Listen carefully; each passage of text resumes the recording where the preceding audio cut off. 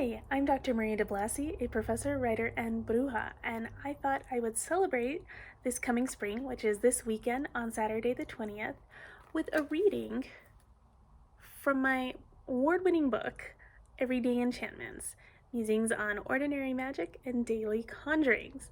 Essentially, I wrote this as a way to find myself again, to journey deeper into my own magic, and heal my relationship to joy.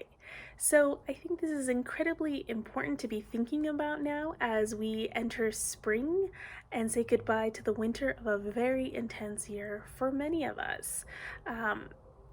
So spring is the realm of possibilities. Spring is where we get to dust off the introspection of the winter and embrace new life in the coming months.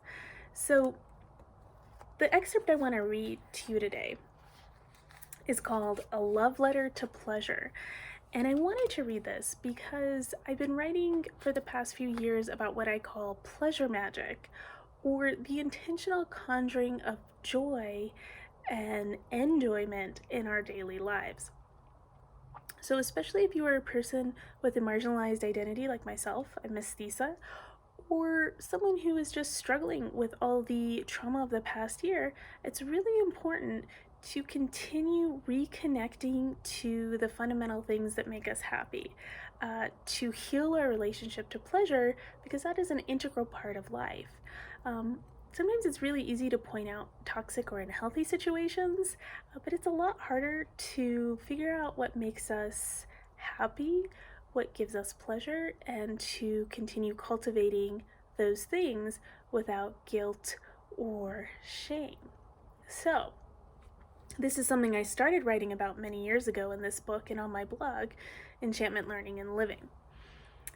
So, this excerpt is very much about my relationship to pleasure and relearning the gentle joys of the sacred, simple pleasures of everyday life. So, a love letter to pleasure. I don't quite understand you. It is as if you are a word in a foreign language that I can't completely wrap my mouth around. I tried desperately, willing my tongue and tonsils to coax the song across my palate with grace, so that one day I might pass as a native speaker of your bliss. So please, have patience with my fumbling. Allow me to take you in just once more, so that I may know your fullness. Let me court you, overlook my uncouth attempts at seduction. Instead, try to be drawn in by my whispers and fluttered eyelashes, though surely they are not as tempting as your sighs and tickles, or the way you put my life into perspective with a playful shrug of your shoulder. All at once, my too-hot flame becomes a joyful spark under your soothing caress. Remind me, when I stumble, that release is a skill best cultivated through rigorous, delicious practice. You are Coyote, tempting me off the straight and narrow, that dull, anemic path that leaves nothing but an empty cup and a heavy soul. Okay then, I say, when you cross my path. Let's go. Let's get lost in the desert, drunk on the stars, dizzy with the moon.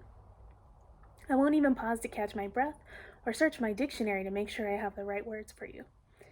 They will come on their own. I must trust in that. I will trust that the words, like so many oohs and ahs, will find me.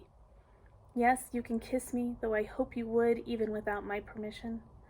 Or, rather, you will always find me open and willing, if awkward. Sometimes I have trouble getting out of my own way. Your blustery passion, the only thing that reminds me I am a woman with touchable skin and tender ears. That's what makes you the bottomless glass of bubbly, or the fleeting scent of lilacs in spring. And I will reach for you in return, seduced by your mercurial touch, seduced by the way you make me jealous of a teacup's rim when you press your lips to it, or the fortunate nest of morning glories when you weave your fingers through their thick veins.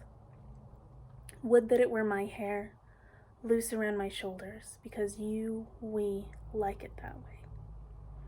I will let my body be the earth, and you can be my gardener.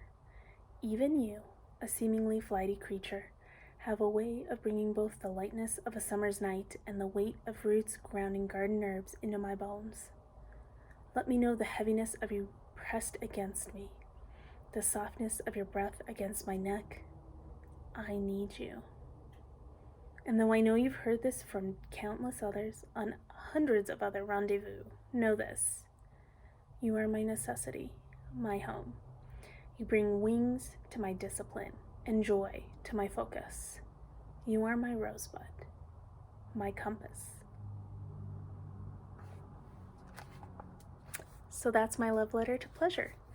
And I encourage all of you who are embracing the delights of spring to write your own love letters to pleasure, to think about what makes you feel vital and nourished and joyful this spring, and go after it.